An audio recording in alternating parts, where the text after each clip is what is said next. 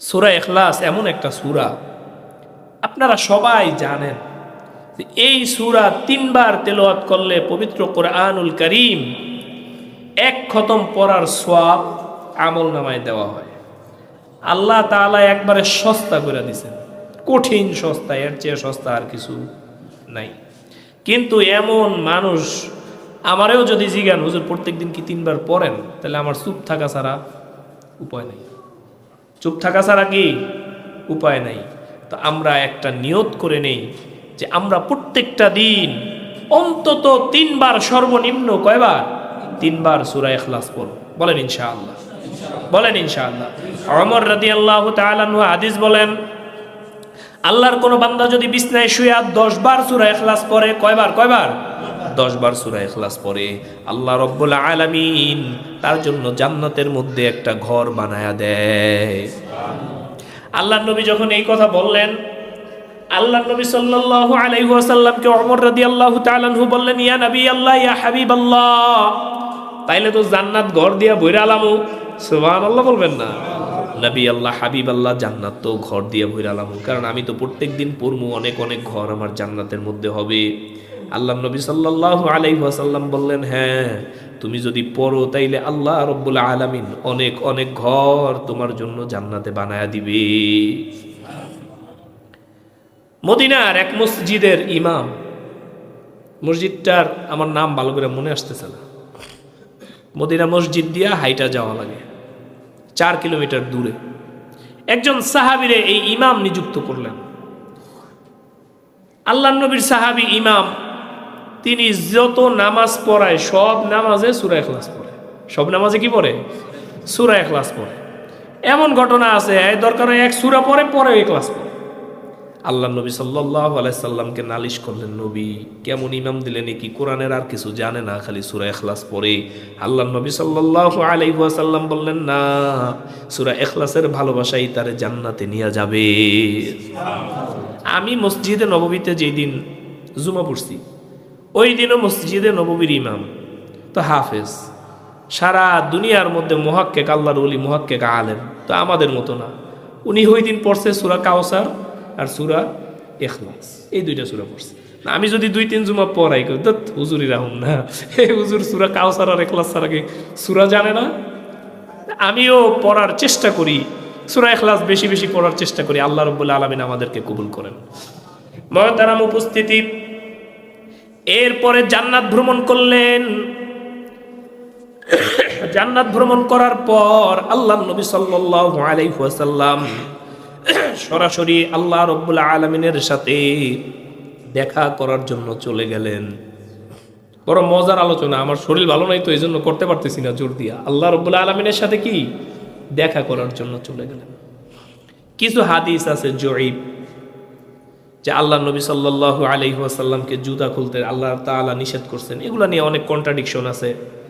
কিছু হাদিস আছে যে সপ্তম আসমানের পর আল্লাহর সাথে দেখা হয়েছে কিনা, কি হয় নাই, এটা নিয়েও অনেক কন্ট্রাডিকশন আছে।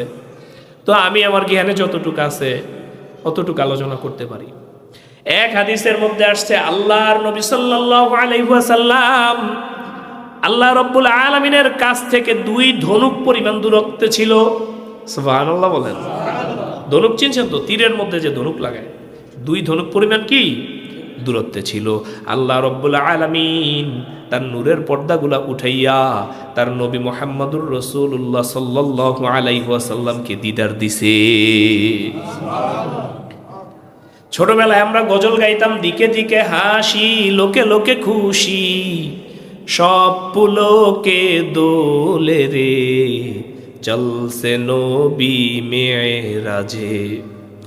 সেই ফুরতির দোলা জাগে চাঁদ সিতারায়, জাগিছে দুলোকে ভুলোকে। সেই ফুরতির দোলা জাগে চাঁদ সিতারায়, জাগিছে দুলোকে ভুলোকে। আল্লাহ নবী যখন মেরাজে গেছেন, আসমানের সমস্ত ফেরেশতারা খুশি হয়েছে। সুবহানাল্লাহ। আল্লাহ রাব্বুল আলামিনও খুশি হইয়া আল্লাহ নবীকে এই দিদার দিয়েছেন। আল্লাহ নবী সাল্লাল্লাহু আলাইহি ওয়াসাল্লামকে আল্লাহ রাব্বুল আলামিন জিজ্ঞেস করলো, ইয়া নবী আল্লাহ, আপনি আমার কাছে কি নিয়ে আসছেন? সুবহানাল্লাহ বলবেন না? আল্লাহর নবী সাল্লাল্লাহু আলাইহি ওয়াসাল্লাম বললেন, আত্তাহিয়াতু লিল্লাহি ওয়াস-সালাওয়াতু ওয়াত-তাইয়্যিবাত। সুবহানাল্লাহ। ও আল্লাহ, ও আল্লাহ, আমি আপনার জন্য আমার সমস্ত ইবাদত, আমার শারীরিক ইবাদত, আমার দৈহিক ইবাদত, আমার মনস্তাত্ত্বিক ইবাদত সব কিছু আপনার জন্য নিয়ে আসছি। সুবহানাল্লাহ। আল্লাহ রাব্বুল আলামিন বললেন, আসসালামু আলাইকা আইয়ুহান নাবিয়্যু ওয়া রাহমাতুল্লাহি ওয়া বারাকাতুহু। আল্লাহ রাব্বুল আলামিন শান্তির কথা শোনালেন। আল্লাহ রাব্বুল আলামিন বললেন, যত নবী রাসূল আছে তাদের উপরে শান্তি বর্ষিত হোক। সুবহানাল্লাহ। আল্লাহ নবী সাল্লাল্লাহু আলাইহি ওয়াসাল্লাম চিন্তা করলেন, এইটাই একটা সময়, আল্লাহ যেহেতু নবীদের কথা বলছেন, আমি আমার উম্মত সলিহিন বান্দাদেরকে কেমনে ভুলি। আল্লাহ নবী সাল্লাল্লাহু আলাইহি ওয়াসাল্লাম বললেন, আসসালামু আলাইকা ওয়া আলা ইবাদিল্লাহিস সলিহিন। সুবহানাল্লাহ। আল্লাহ নবী এই শান্তির মধ্যে তার মুহাব্বতের উম্মতদেরকেও অন্তর্ভুক্ত করে নিলেন। এই মিলন মেলা দেখে ফেরেশতারা আল্লাহ নবী সাল্লাল্লাহু আলাইহি ওয়াসাল্লামকে সাক্ষী দিলেন, আশহাদু আল্লা ইলাহা ইল্লাল্লাহু ওয়া আশহাদু আন্না মুহাম্মাদান আবদুহু ওয়া রাসূলুহু। এরপরের ঘটনা আপনারা জানেন। আল্লাহ রাব্বুল আলামিন নবীকে 50 ওয়াক্ত নামাজ দিলেন। কত ওয়াক্ত? আচ্ছা কোন আল্লাহ নবী, আমি কিছুদিন আগে আমি এক বেটার ওয়াজ শুনি, আপনাগুলো গেহের ওয়াজ শোনা জায়েজ হলো না। উনি হলো কেরানীগঞ্জের এক পিসাব ছিল, মারা গেছে। খুব দার্শনিক টাইপের লোক আছিল, কিন্তু উনি একবারেই মানে বাদ লোক আর কি, বাতিল লোক, বাতিল ফেরকার লোক। ওনার নাম হইল বাবা জাহাঙ্গীর। কি নাম? বাবা জাহাঙ্গীর। দাড়ি টাড়ি কামাইতেন, কিন্তু এই লোকের অনেক এলেমা ছিল। উনি তাফসিরও লেখছে, মনস্তাত্ত্বিক অনেক কথা। এটা আলেমরা যদি কেউ বোঝার জন্য শুনে, মানে হ্যার থেকে এলেম নেওয়ার জন্য না, হ্যার বন্ডামিগুলো বোঝার জন্য, এটা আলেমদের জন্য খাস ভিন্ন কথা, কিন্তু আপনারা কেউ শুনবেন না। তো উনি এই হাদিস অস্বীকার করছেন যে আল্লাহ তাআলা 50 ওয়াক্ত নামাজ দেয় নাই। বলেন নাউজুবিল্লাহ। উনি এই হাদিস অস্বীকার করছেন, আল্লাহ তাআলা কি 50 ওয়াক্ত নামাজ দেয় নাই। তিনি বুঝাইতে চাইছেন, আল্লাহ তো জানেন 24 ঘন্টায় 50 ওয়াক্ত নামাজ পড়া সম্ভব না। আরে গাদা, আল্লাহ তো এইটাও জানেন যে নবী কতদূর গেলেই মুসার সাথে দেখা হবে, মুসা আবার বুদ্ধি দিবে, আল্লাহ নবী আয়েশা আবার নামাজ কমায় নিবে। বলেন সুবহানাল্লাহ। আল্লাহ নবী আবার আসমান থেকে আসলেন, পথে বৈশা মুসা আলাইহিস সালাতু ওয়াস সালামের সাথে দেখা। আল্লাহ নবী সাল্লাল্লাহু আলাইহি ওয়াসাল্লাম বললেন, নবী মুসা, আল্লাহ নবী মুসা বললেন, আল্লাহ নবী, আল্লাহ আপনারে কি দিছে? মেরাজে যে গেছেন আল্লাহর সাথে দেখা করতে, কি দিছে? বলছে, আল্লাহ খুশি হইয়া আমার উম্মতের জন্য 50 ওয়াক্ত নামাজ ফরজ করে দিছে। নবী মুসা কয়, ইন্না লিল্লাহ। করছেন কি? আমার বনি ইসরাইল 2 ওয়াক্ত 1 ওয়াক্ত নামাজ তাও ঠিকঠাক মতো পড়তো না, আপনার উম্মত কেমনে 24 ঘন্টায় 50 ওয়াক্ত নামাজ পড়বে? এটা তো কোনোভাবেই সম্ভব না। নবী আপনি শিগগির যান, আল্লাহর কাছে যায়া নামাজ একটু কমায় আনেন। সুবহানাল্লাহ বলবেন না? আমার যেন মনে হয় আমার হৃদয়ের কথা, এটা কিতাবাদের মধ্যে পড়ি নাই। আল্লাহ রাব্বুল আলামিন চাইছে বারবার নবী আমার কাছে একটু আসুক। সুবহানাল্লাহ বলেন। কারণ যার সাথে যার মহাব্বত, ছোটকালে যারা প্রেম করছেন, বান্ধবীর বাসার সামনে এই সুতায় ওই সুতায়, কলম আনার সুতায়, কাগজ দেওয়ার সুতায়, নোট দেওয়ার সুতায়, বিভিন্নভাবে করছেন না? কোনো কাম নাই, তাও বাপের দ্বারে কই আছে, ওদিকে একটু কাম আছে, যাই দেখিনি, একটু তার দেখা পাই। আসল উদ্দেশ্য তো এটা। আল্লাহ রাব্বুল আলামিনের জন্য তার নবীর এত ভালোবাসেন। আল্লাহ রাব্বুল আলামিন তো জানে আমার নবী 9 বার আমার দ্বারে আসবে আর যাইবে। সুবহানাল্লাহ। এই জন্য মুসা আলাইহিস সালাতু ওয়াস সালামের কথা শুনা আল্লাহ রাব্বুল আলামিন তার নবী মুহাম্মদুর রাসূলুল্লাহ সাল্লাল্লাহু আলাইহি ওয়াসাল্লামকে চাইলে একবারই কইতে পারতে, যা 45 ওয়াক্ত মাপ। আল্লাহ কয় নাই, গেছে 5 ওয়াক্ত কমায় দিস, আবার গেছে 5 ওয়াক্ত কমায় দিস, আবার গেছে 5 ওয়াক্ত কমায় দিস। এরকম করে 9 বার আল্লাহর নবী গেছেন। 9 বার 5 ওয়াক্ত করে নামাজ আল্লাহ রাব্বুল আলামিন কমায়া 45 ওয়াক্ত মাইনাস করে দিয়েছেন। 45 ওয়াক্ত মাইনাস করার পর আর মাত্র 5 ওয়াক্ত নামাজ উম্মতের জন্য ফরজ করে দিছে। জোরে বলেন সুবহানাল্লাহ। আবার আসছে মুসা আলাইহিস সালাতু ওয়াস সালামের সাথে দেখা, ভাই ব্যাপার কি, কদ্দুর কি? বলছেন আল্লাহ রাব্বুল আলামিন মাত্র 5 ওয়াক্ত নামাজ রাখছেন, বাকি 45 ওয়াক্ত মাপ। মুসা আলাইহিস সালাতু ওয়াস সালাম বলে, নবী আমি তো অনেক বছর বাঁচছি, উম্মতের খবর আমি আপনার চেয়ে ভালো জানি নবী, আপনি আল্লাহর কাছে আবার যান, যাইয়া আর কিছু নামাজ কমায়া নিয়ে আসেন। সুবহানাল্লাহ।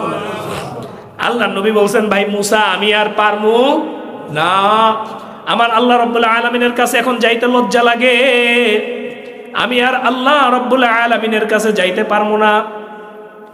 আল্লাহ নবী সাল্লাল্লাহু আলাইহি ওয়াসাল্লাম এই মেরাজের রজনীতে 5 ওয়াক্ত নামাজ ফরজ করে উম্মতের জন্য নিয়ে আসছে। মুহতারাম উপস্থিতি, ইসলামের যত ইবাদত আছে সব ইবাদতের সম্পর্ক নামাজের সাথে। বলেন কিসের সাথে? জোরে বলেন কিসের সাথে? নামাজ পড়ে না বিশাল বড় আল্লাহর ওলি, এরকম কোন ওলি এই দুনিয়ায় আছে বললে আমার মনে হয়। সুফিবাদরা যে বিতাড়িত, এরা যে ভণ্ড, এটার একটা প্রমাণ কি? নামাজ পড়ে না। তারা যেন বুঝাইতে চায়, আমি ওই সুফি দর্শন নিয়ে পড়াশোনাও করছি, মানে তাদের দর্শনটা এরকম যে তারা ইবাদত করতে করতে তাদের পীররা বুজুর্গরা এমন এক স্তরে উঠে গেছে, যেই স্তরের পর আর নামাজ কালাম ইবাদত বন্দেগী এই দুনিয়ার মানুষ যা করে এগুলো আর লাগে না। আচ্ছা আপনি আমার একটা কথা, সহজ কথা বোঝেন, ওই স্তরে কি আবু বকর পুছতে পারেনি রাদিয়াল্লাহু তাআলা আনহু? কথা বোঝেন না আমার? ওই স্তরে আবু বকর রাদিয়াল্লাহু তাআলা আনহু পুছতে পারে নাই? পারছিল? পারে নাই তো, তাহলে তো হেও নামাজ কালাম বাদ দিয়ে দিত। ওমর রাদিয়াল্লাহু তাআলা আনহু কি ওই স্তর ক্রস করতে পারে নাই? ওসমান রাদিয়াল্লাহু তাআলা আনহু কি ওই স্তর ক্রস করতে পারে নাই? কি মনে হয় আপনাদের? সাহাবা ইকরাম আজমাইন, ইমামে আযম আবু হানিফা রাহমাতুল্লাহি আলাইহি, ইমাম ইবনে তাইমিয়া রাহমাতুল্লাহি আলাইহি, কার কথা বলবো? এই মুহাক্কিক আলেম প্রসিদ্ধ আল্লাহর ওলিরা কি ওই স্তর ক্রস করতে পারে নাই? আসলে এটা চরম আকারের ভণ্ডামি ছাড়া, গুন্ডামি ছাড়া, সন্ডামি ছাড়া আর কিছুই না। মুহতারাম উপস্থিতি, আপনি দান করবেন, নামাজ পড়বেন না, দান কবুল হবে না। পিতামাতার খেদমত করবেন, নামাজ পড়বেন না, খেদমত কবুল হবে না। আপনি হজ করবেন, নামাজ পড়বেন না, হজ কবুল হবে না। এক কথায় যত ভালো কাজ আছে দান আপনিও করেন, দান তো মাদার তেরেসাও করত। খ্রিস্টান মিশনারিগুলো হাজার হাজার কোটি টাকা গোটা দুনিয়ায় মানুষের দান করে বেড়ায় কি বেড়ায় না? হাজার হাজার কোটি টাকা দান করে বেড়ায়। তাহলে এবারেরা দোষ করছে কি? যদি দান করে পার পায়া যাইতেন, যদি মাতা পিতার খেজমত করে পার পায়া যাইতেন। হিন্দুরাও তো করে, খ্রিস্টানরাও করে, বৌদ্ধরাও করে। এই জন্য মুহতারাম উপস্থিতি, আপনি যাই করেন, নামাজ না পড়লে নিস্তার নাই। নামাজ না পড়লে কি নাই? নিস্তার নাই। এই জন্য আমাদের জন্য আল্লাহ নবী যে 5 ওয়াক্ত নামাজ আনলেন, মেরাজের সবচেয়ে বড় শিক্ষা এই নামাজ। বলেন মেরাজের সবচেয়ে বড় শিক্ষা কি? আজকে যে মিছিল দেখলাম বেডারা আর বেডির একত্রিত হইয়া, এই ধরনের মিছিল কি বেদাআত? বলেন কি বেদাআত? আল্লাহ রাব্বুল আলামিন মেরাজ নিয়ে কোনো আমল নাই, এই ধরনের আমলের মধ্যে আমরা না জড়াই। মেরাজের উপর আমাদের ঈমান আছে, আমাদের বিশ্বাস আছে। আল্লাহ রাব্বুল আলামিন আমাদেরকে হেফাজত করেন বলে আমিন।